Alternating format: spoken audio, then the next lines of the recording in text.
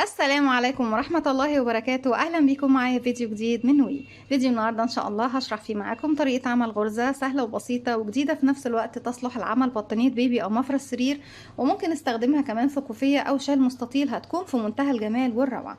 أتمنى إن فكرتنا النهاردة أو فكرة الفيديو النهاردة تكون سهلة وبسيطة عليكم وكمان تنول إعجابكم. ما تنسوش إذا عجبكم الفيديو تدعموني بلايك وشير وسبسكرايب. عدد سلاسل البداية الخاص بغرزتنا النهاردة بيكون مضاعفات رقم 10، وفي النهاية بعد ما بضاعف 10 بزود 8 سلاسل بستخدم فيها مجموعة من الألوان. ممكن نشتغلها بلون واحد بس مش هتكون طبعا مديانا نفس النتيجة اللي بناخدها منها. لو اشتغلتيها بأكتر من لون بتكون مميزة جميلة جدا بأكتر من لون. بسم الله الرحمن الرحيم. هنشتغل بخيط صوف متوسط سمك مع إبرة رقم 3.5 ملم. بسيب مسافة من الخيط وابتدي اكون مجموعة سلاسل من مضاعفات رقم 10. بسيب مسافة من الخيط والف الخيط حلقة للهواء، هدخل داخل الحلقة الف الخيط واخرج منها. طرف الخيط بشده بقى في عقدة البداية. بيكون عندي على الابرة حلقة عشان اكون سلسلة. بسم الله الرحمن الرحيم. بلف الخيط وبخرج منها 1 2 3 4 5 6 7 8 9 10. تاني ارجع 1 2 3 4 5 6 7 8 9 10. كمان مرة 1 2 3 4 5 6 7 8 9 10. في النهاية بعد ما زودت 3 مرات 10 بزود 1 2 3 4 5 6 7 8. يعني بتفضلي تضعفي رقم 10 وفي النهاية بس بتزودي 8 سلاسل. بسيب من ال8 دول 4 سلاسل، بعد 1 2 3 4 وابتدي في رقم 5 ابتدي اشتغل عمود بلفة. ازاي بشتغل عمود بلفة؟ بيكون عندي على الابرة حلقة، بلف الخيط لفة واحدة اصبح معايا حلقتين. هدخل في الحلقة اللي هي رقم 5 الحلقة الخلفية باك لوب، هسحب الخيط وهخرج معايا على الابرة 3 حلقات. بلف الخيط وبخرج من 2، اتبقوا 2 بلف الخيط وبخرج منهم. وبكرر على كل غرزة تقابلني غرزة عمود بلفة واحد، وبعتبر طبعا ال3 سلاسل اللي في الاخر دول هم عمود بلفة، والسلسلة اللي تحتيهم رقم 4 هي المكان اللي انا اشتغلت منه اول عمود. بكرر في كل غرزة ادخل اشتغل غرزة عمود بلفة واحد. بقى كده عندي 1 2 3 وهكذا لغاية ما اوصل لنهاية السطر. بشتغل غرزة عمود بلفة واحد فوق كل فراغ يقابلني حتى نهاية السطر. في نهاية السطر زي ما احنا شايفين بيكون السطر الاول كله بغرزة العمود بلفة. غرزتنا بتتكون من سطرين، هما اللي بتتكرر معانا الغرزة من سطرين، يعني تكرار لغاية ما توصلي للحجم القطعة اللي بتشتغليها هو تكرار سطرين بس. السطر الاول غرزة عمود، السطر التاني بغرزة الحشو، لكن طبعا مش هيبان شكل غرزتنا غير في السطرين اللي جايين ان شاء الله. هرتفع سلسلة ارتفاع غرزة الحشو والف شغل الناحية التانية. هبتدي فوق كل فراغ معايا على الابرة حلقة، بدخل بقى كل فراغ اسحب الخيط واخرج معايا حلقتين، بلف الخيط واخرج منهم بشغل غرزة حشو. وفوق كل غرزة بتقابلني بشغل غرزة حشو واحدة زي ما احنا شايفين بالشكل دوت. هكمل لغاية ما اوصل لنهاية السطر بغرزة حشو فوق كل غرزة عمود بلفة لغاية ما اوصل لنهاية السطر. ارجع لكم تاني نكمل مع بعض. في نهاية السطر ببتدي اشتغل اخر غرزتين، وفي اخر غرزة بشتغل في اخر سلسلة ارتفاع بدخل هسحب الخيط وهخرج معايا حلقتين. هغير بقى اللون فبسيب الخيط اللي هو باللون الاصفر وابتدي اسحب لون جديد، هسيب منه مسافة والف الخيط حلقة على الهواء، بدخل داخل الحلقة الف الخيط واخرج منها واقفلها عقدة بداية. هسحب الحلقة باللون الاحمر من تحت الحلقتين الموجودين عندي ايه على الابرة. هرتفع 1 2 3 وهلف شغل الناحية التانية بالشكل دوت. هجيب معايا خيط الاحمر تحت الغرز وابتدي اشتغل عليه، بس نخفيه ايه جزء منه تحت الغرز، او بنسيب منه في البداية 10 سنتي وبعد كده ببتدي بخيط بإبرة التنظيف بنضفهم في نهاية الشغل. فوق تاني غرزة انا اول غرزة ايه اشتغلت فوقيها ال3 سلاسل، فبروح لتاني غرزة واشتغل عمود. بقى كده 2 كده 1 2 3 4 5 بالشكل ده زي ما احنا شايفين كده. اعتقد يعني ايه خيط خفينا شوية، بس طبعا انتوا بالنسبة لكم يا بنات الافضل واللي دايما انا بفضله ان احنا نسيب 10 سنتي في بداية الشغل، وبإبرة التنظيف في النهاية بتبتدي تنضفي الخيط. بعد كده هبتدي اشتغل بطريقة مختلفة. انا عندي هنا اشتغلت 1 2 3 4 5 من تحت. بعد بقى، شايفين الاعمدة اللي تحت سطر الحشو دوت تجاهلوه تماما. هعد 1 2 3 4 5، يبقى كده دول ال5 اللي اشتغلناهم. رقم 6 هبتدي اشتغل عليه عمود بلف امامي ساقط. يعني هلف الخيط على الابرة، وده مكان غرزة الحشو اللي هشتغلها. العمود اللي تحتها اهو، قبله فراغ وتحت وبعده فراغ. بدخل من الفراغ اللي قبله وبرفعه على الابرة، واخرج من الفراغ اللي بعده. هسحب الخيط وهخرج. عندي على الابرة 3 حلقات. بسحب بقى الخيط شوية كده يا بنات، شوية الف الخيط واخرج من حلقتين، يتبقوا 2. هلف الخيط واخرج منه بالشكل دوت. اشتغلنا عمود بلف امامي على الفراغ رقم 6، ومن ورا بسيبه ما بشتغلش فيه. هرجع اشتغل عمود عادي فوق غرزة الحشو في الفراغ اللي بعده. مرة كمان عمود امامي، الف الخيط وبيكون ساقط على الغرزة اللي في السطر اللي قبله. ده مكان الغرزة اللي هشتغلها. احنا طبعا اشتغلنا عمود عادي بيكون تحته اهو، واروح للي بعده. بدخل من الفراغ اللي قبله واخرج وارفعه على الابره، اخرج من الفراغ اللي بعده، اسحب الخيط واخرج واكمل العمود بلفه الساقط الامامي. الفراغ اللي بعده بشتغلهوش، اروح للفراغ اللي بعده اشتغل عمود بلفه عادي. يبقى احنا كده اشتغلنا ايه؟ 1 امامي، 2 عادي، 3 امامي، 4 عادي، رقم 5 هيكون امامي. يعني طبعا دوت اهو فوقيه رقم 4 رقم 5. دي الغرزة اللي مكانها طبعا غرزة الحشو بسيبها، وباجي على العمود اللي تحتها واشتغل عمود امامي. نرجع اللي في خلفها، طبعا اللي في خلف العمود الامامي بشتغلهاش، بسيبها وبروح اشتغل 5 عمود بلف عادي فوق غرز الحشو ال5. 1 2 3 4 5. 1 2 3 4 5. تاني هرجع اكرر بنفس الطريقة دي يا بنات. هعد من تحت 1 2 3 4 5. رقم 6 بشتغل عمود بلف امامي ساقط. الف الخيط على الابره. الفراغ طبعا اللي ورا العمود الساقط بسيبه الامامي، واروح اشتغل عمود بلف عادي فوق غرزة الحشو اللي بعدها. عمود عفوا ساقط على اللي بعده. ده كده ده تحت ده او فوق ده عفوا. اللي بعده بيكون امامي، يعني 1 امامي و1 عادي، 1 امامي و1 عادي.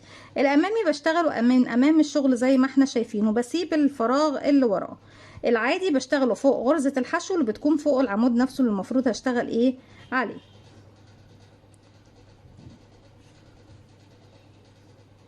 كده 1 2 3 4. العمود اللي جاي رقم 5 بيكون عمود امامي. الف الخيط على الابره، بسيب فراغ وابتدي بقى اشتغل 5 عمود عادي على غرزة الحشو، و5 عمود، 1 امامي 1 عادي، 1 امامي 1 عادي، 1 امامي، وهكذا. في نهاية السطر بيكون معايا 5 فراغات فيهم 5 عمود بلفة عادي. زي ما ابتديت السطر بختم السطر بتاعي. هكمل لنهاية السطر وارجع لكم نكمل مع بعض. رجعت لكم تاني، وفي نهاية السطر زي ما احنا شايفين اخر عمود عندي هبتدي اشتغله فوق اخر غرزة حشو من تحت.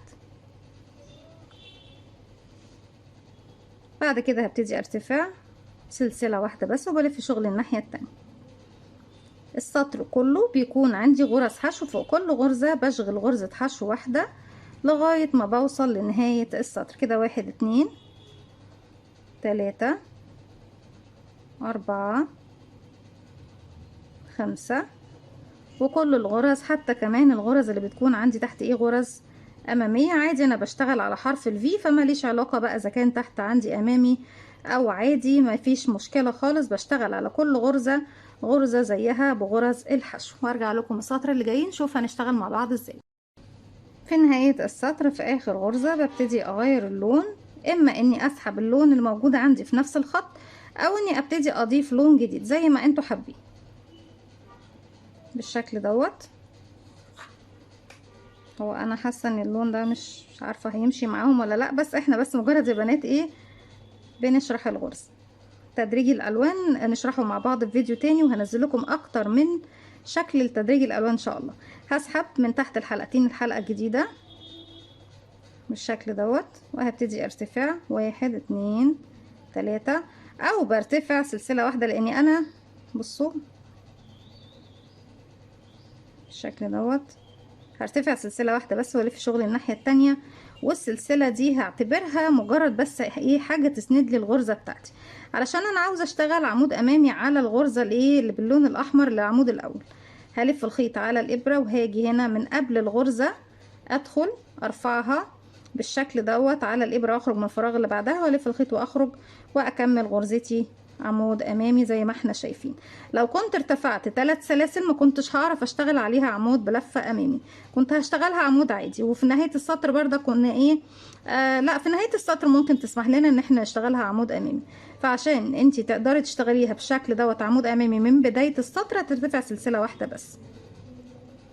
هلف الخيط على الابره، هسيب طبعا اول فراغ واروح لتاني فراغ وابتدي اشتغل عمود عادي تحت حرف الفي لغرزه الحشو اللي تحت.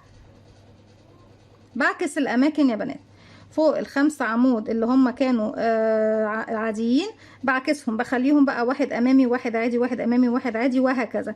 اما فوق ال5 عمود اللي كان فيهم اعمده اماميه بخليهم 5 عمود بلفه عادي. كده هلف الخيط على الابره، وده تالت عمود مفروض هروح اشتغل عليه امامي. هسيب الفراغ اللي وراه واروح فوق غرزة الحشو اللي بعدها اشتغل عمود بلفة عادي. كده 1 2 3 4 اللي جاي هيكون امامي، وهبتدي بقى ال5 فراغات اللي جايين اشتغلهم. على فكرة اللون ماشي وحاسة ان هو ماشي جميل يعني مفيش مشكلة. هسيب الفراغ اللي وراه واروح اشتغل 5 فراغ فوق 5 غرز حشو 5 عمود بلفة بشكل طبيعي. 1 2 3 4 5. يبقى كده اشتغلت كام؟ 1 2 3 4 5 بشكل عادي. هاجي بقى هنا عند الأعمدة اللي كانت عندي تحت بلفة عادية، هبتدي اشتغل على أول عمود منهم عمود بلفة ساقط أمامي. ما ننساش كلمة أمامي لأن احنا بنشتغله من أمام الشغل. أسيب الفراغ اللي وراه واروح للي بعده فوق غرزة الحشو وأشتغل عمود بلفة عادي فوق غرزة الحشو عمود أمامي. بسيب طبعا دوت لأن ده تحت العمود ده.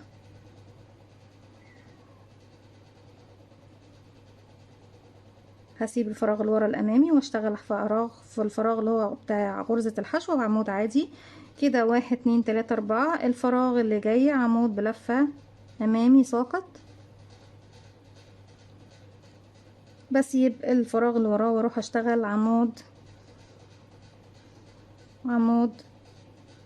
5 فراغات بشتغل عليهم اعمدة عادية. 1 2 3 4 5، وبفضل اكرر لغاية نهاية السطر زي ما احنا شايفين. بصوا بقى غرزتنا بتبتدي تبان واحدة واحدة، وكل ما ترتفعي سطور جديدة هتبص تلاقي طبعا غرزتنا بدأت شكلها يبان اكتر. كل ما دخلتي الوان كتيرة كمان في شكل الغرزة بتكون اجمل واجمل. بكمل لغاية نهاية السطر بنفس الطريقة، والسطر اللي جاي برتفع سلسلة واحدة بس وبشتغل غرز حشو على كل السطر لغاية ما اوصل للنهاية. ابتدي اسحب لون بقى من الالوان الموجودة عندي او بضيف لون جديد، وابتدي اشتغل بنفس طريقة السطر اللي هو رقم كام يا بنات بقى؟ 3 و4، وارجع بعد كده اكرر 5 و6. 3 و4 و5 و6 السطور دي هي اللي بنكررها.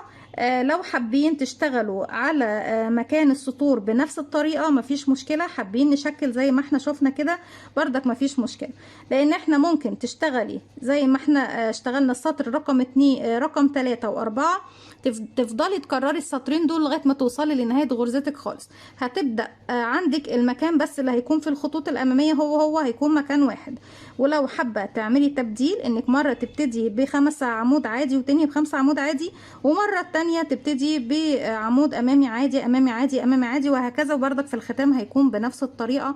والاعمده العاديه هي اللي هتكون ايه في المكان اللي هو كان عندك تحت فيه أعمدة أمامية. يعني بنعمل بس اختلاف في الأماكن، لكن كتكرار هو تكرار سطرين، مرة بنشتغل سطر عمود مرة بنشتغل سطر حشو.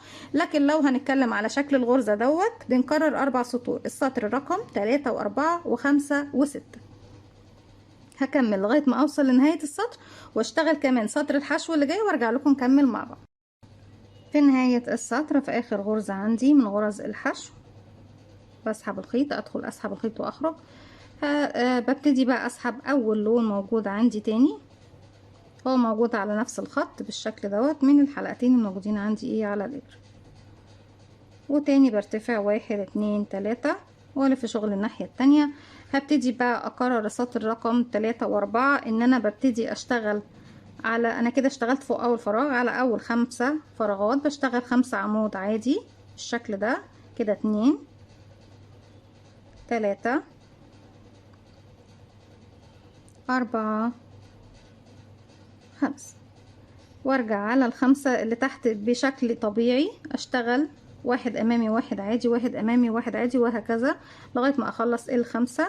هلف الخيط على الابرة، بسيب طبعا الحشو اللي هي فوق العمود الاول، وباجي قبل العمود ادخل وارفع العمود على الابرة واخرج من الفراغ اللي بعده واشتغل عمود بلفة امامي ساقط.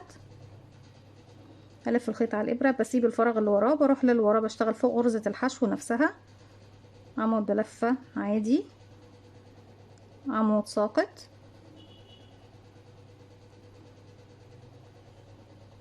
بسيب فراغ وراه واشتغل عمود عادي على غرزة الحشو، 1 2 3 4 عمود ساقط. وبكده بيكونوا كملوا او اكتملوا الخمسة معايا. الخمس فراغات اللي جايين بشتغل عليهم 5 فراغات عاديين جدا، طبعا اللي ورا الخلف العمود الامام بسيبه واشتغل على 1 2 3 4 5 غرز حشو، بشتغل عليهم 5 عمود عادي، 1 2 3 4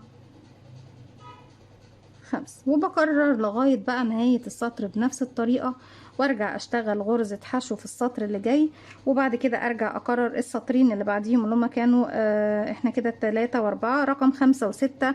افضل اكرر بنفس الطريقة دي لغاية ما بوصل لنهاية شغلي. لو انت عاملة بيها كوفية رجالي او حريمي او حاجة مثلا اطفالي، هتكون في منتهى الجمال والشياكة، وتقدري تدخلي فيها الوان كتيرة. يعني الغرزة مش خاصة لحد معين، لا احنا ممكن نخليها للبنات او للرجال، وممكن كمان نستخدمها للاطفال في عمل بلوفر او اي حاجه طبعا احنا حابينها طاقيه، هتكون جميله جدا. وممكن كمان تشغلي بيها شنطه، هتكون في منتهى الجمال. دي كانت فكره الفيديو النهارده، ومش هطول عليكم اكتر من كده لان فكره الفيديو مش صعبه، هي مجرد بس تبديل للاماكن زي ما احنا شايفين مع اختلاف الالوان.